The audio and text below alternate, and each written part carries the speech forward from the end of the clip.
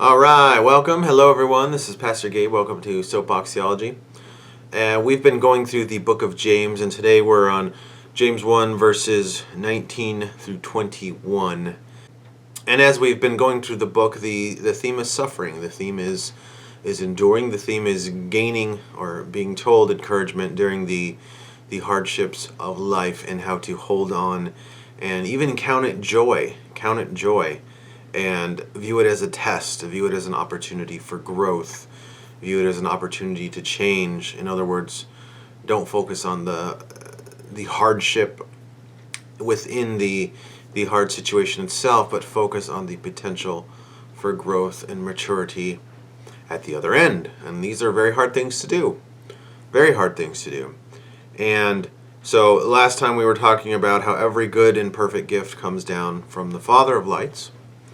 And so the good things that come through suffering are clearly the result of God. On our own, we're not going to produce any kind of goodness through suffering. We're on our own, we're not going to produce any kind of, silver lining, as they say. But we are to aim that way and to thus discover what it could potentially be, but all the while recognizing that these things come from God. But he tells us this in verse 19, so I'll just read the next three verses. Knowing this, my brothers, let every person be quick to hear, slow to speak, slow to anger. For the anger of man does not produce the righteousness of God. Therefore put away all filthiness and rampant wickedness, and receive with meekness the implanted word, which is able to save your souls. So he's starting now to transfer from your experiences, and he's starting to call their attention to the Word of God. In the last verse, in 18, when it's telling us where the good things come down, it says, of his own will be brought forth by the word of truth, that we should be the first fruits of his creatures. And but jumping back first, we need to hit on verse 18. I just realized I didn't hit it. But of his own will, he brought us forth by the word of truth, that we should be a kind of first fruits of his creatures. And so this is the context now. We're shifting from the specific focus on suffering to kind of God's part. We focused on the good aspects, the good gifts come from God. But it's telling us of his own will, he brought us forth by the word of truth. In other words, God is the one who has a hand in this. He is the one directing the show. It is his will that is bringing forth, it has brought us to the door of testing, the door of trial. And it is through his will, brought for us by the word of truth, that we become the kind of first fruits of his creatures. And so it's part of what his will is that through the word of truth, as we're taught by the word, we're changed by the word, we're challenged by the word, we become the first fruits of his creatures. So we become in a similar way in the likeness of Jesus Christ. We become those disciples. We become those who are changed and being made more like Jesus. As we're told other words that Jesus was raised up as kind of a first fruits, as an example that the rest of us would be raised up. And likewise, the Word of God is also changing us in a similar manner. We are being made like Jesus. We are being changed and becoming more like him. And again, reminding us that we are creatures. And so God's desire for us is his creation would become like him. But that happens through the Word. It doesn't happen through us deciding. This is always a challenge with these kind of verses. It's like, well, am I supposed to grin and bear it and do this through sheer force of will? Or is this something God is doing in me? And the answer is yes. So there is very much the idea that it is God's word that are bringing these things to pass. God is the one placing the tests before us. God is the one expecting us to walk through them. But it is also his word that is challenging us to do these things. But it's his will, it's his grace, it's his spirit that is aiding us through it. And so it's a both and. It's, yes, God is setting this up. He's bringing me to it. And yes, I am to respond and to walk through it. And so then we come to verse 19. So we ought to be quick to hear and slow to speak, slow to anger. And why does it? Why does it mention anger? I think part of the temptation for us here is to kind of get frustrated I'm going through suffering, right? I'm going through pain, and so we want to kind of lash out. We want to kind of respond in the way that we know how, and especially if we know the knowledge that God is kind of, inviting us to rejoice in suffering, right? He's inviting us to go through this and kind of almost like have a good attitude, almost like he's bringing us to the point of suffering and then saying, have at it, do a good job. And so we might be tempted to get a little upset about that. We might be a little bit tempted to kind of want to plead our case. It makes me think of, this person should be quick to hear and slow to speak. Okay, we kind of, again, think of Job here. Part of the whole challenge with that book is Job was immediately wanting to know why. Why? God, answer me this question. That's basically what the book is exploring, and his three friends are trying to explain to him, you're in trials, you're in suffering because you must have sinned. You must have done something to bring this about. And so very quickly, his friends were very quick to speak. Very quick to speak. And even Job was very quick. He wanted a why almost immediately. He didn't ponder. He wanted an answer from God. And he didn't sit and ponder perhaps, what might be God's goal with this. And rightfully so. I mean, he's the penultimate example of suffering and pain. And he's pretty much the very best example of what any of us would do in suffering. I mean, he manages to not curse God. He manages to not be turned to anger, right?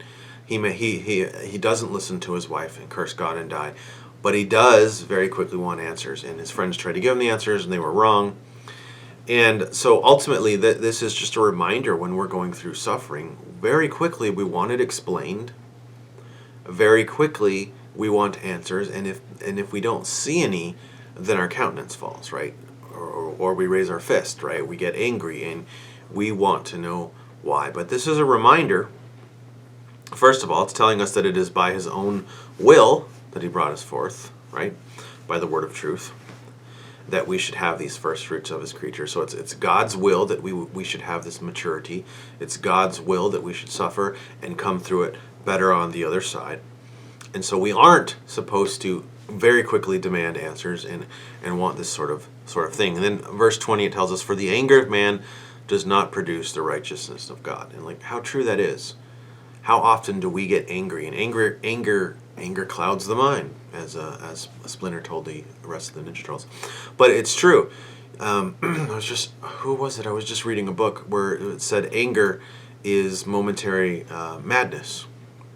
And just the idea that anger does help us lose our vision. Anger does kind of steal our focus. In fact, anger becomes the focus. And in this situation, the focus will then very clearly become on the circumstance and not on God, and not on faith, and not on trust. And so very quickly, our anger will not produce the righteousness of God if we're not even listening, if we're not quick to listen, but we are very quick to speak, and we're not listening.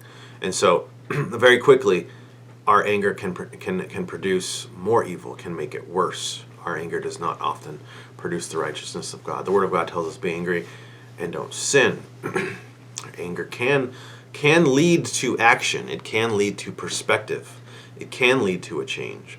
C.S. Lewis wrote in his space trilogy, Ransom has an epiphany, and he discovers that the point of anger is to hate sin. The point of rage, the point of these kinds of emotions, like, well, if I'm not supposed to do anything with it, why do I feel this way? Because it's supposed to have a proper orientation, and it's supposed to be faced at evil. But if you're angry at evil, if you're angry at sin, then you can just get angry that things aren't going your way, and then that's when you cross over. You lose the perspective. You forget that this is because of God's truth. You forget that God is trying to bring about a first fruit in your life to change and to turn you in and bring you to that place of deeper relationship and deeper discipleship with Him. And we, more often than not, through our anger, make it worse. So this is a reminder.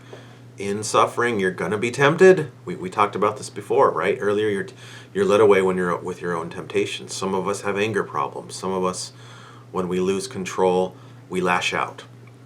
And that's an obvious and an easy place to go in this sort of thing. And this is just a reminder, don't let your anger get the best of you, because it won't produce the righteousness of God. In fact, that dealing with your anger, overcoming your anger, might be one of the very purposes of the suffering, that you would learn to not respond that way, that you would grow in this area and become closer in your walk with Christ. So the anger of man does not produce the righteousness of God. 21, therefore put away all filthiness and rampant wickedness, and receive with meekness the implanted word, which is able to save your souls. So again, anything that comes up, it's mentioning filthiness, rampant wickedness. Again, the last section was just telling us when we're tempted, when we're going through suffering, when we're going through pain, we're going to be tempted. I'm going to be tempted with the ways to comfort myself. I'm going to be tempted with the ways that I can relieve my stress, that I can relieve my pain. And this is when our own filthiness and our own wickedness rises to the surface in our temptations. Each of us are led astray by our own evil desires. It's not God tempting us, it's God allowing us to come into a situation where these things are brought to the surface, obviously with the point of us addressing them and growing and becoming more like Christ. So put those stuff away. Get them out of the way. Don't let them come to the surface. Don't let them be in charge, right? This is part of our inner dialogue. When we're quick to speak, we aren't listening. We aren't interacting with the Word of God. We're not waiting on the Spirit. And so sin very quickly rises to the surface. Sin very quickly comes in to fill up that information. And so we are to put away these things, rampant wickedness, and then receive with meekness the implanted word. Meekly receiving the word, right? In humility, in gentleness. Again, this is the opposite of the way that we feel when we're angry, when we aren't listening, when we're quickly filling in our mind with inner dialogue and rage and trying to figure it all out. This was, again, read the book of Job. When God finally showed up, Job realized, I need to shut my mouth and I need to listen, right? I need to not try to be in control here, because I have no idea what I'm talking about. I have no idea who this is. I need to be silent and I need to be humble before God. I mean, that's what this is talking about. Being humble and then therefore receiving. As you're humble, you can receive from the implanted word of God. Just think for a minute as we get to know the text of James, as we get to know that we're supposed to rejoice in suffering, right?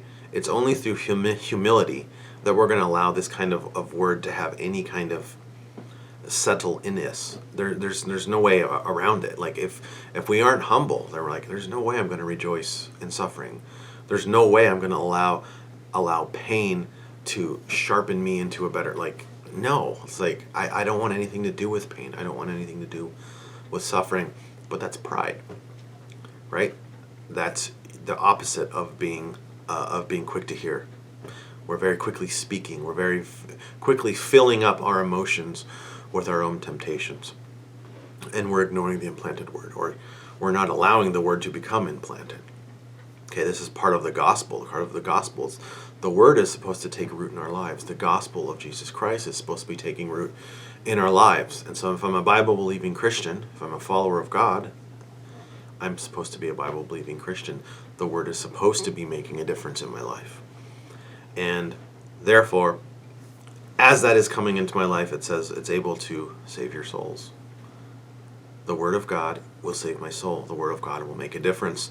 The Word of God will impact the way that I respond to life. The Word of God will give me that truth and give me that deeper foundation. And so, as I listen to the Word of God, I put it into practice. I humbly recognize suffering as a chance to grow. I avoid my temptations. I realize that they lead me towards anger and not in the opposite of rejoicing in pain. And I put those things down. I put those things behind me, and I allow the word to have a further root in my heart. And then produce fruit. So that's what this next section is getting at. It's obvious a theme. This is why it's so important, by the way, I hope you're seeing this, to read these verses in context. It's easy, again, to take a verse and put it on my fridge, but it's like, what is it talking about? It's like building on a theme. It's building on a progressive truth here that speaks the clearest and the strongest within its own context. And so we need to make sure that we're listening to what it says and therefore allowing it to take root. So thank you guys so much. We'll do some more James next time. Bye.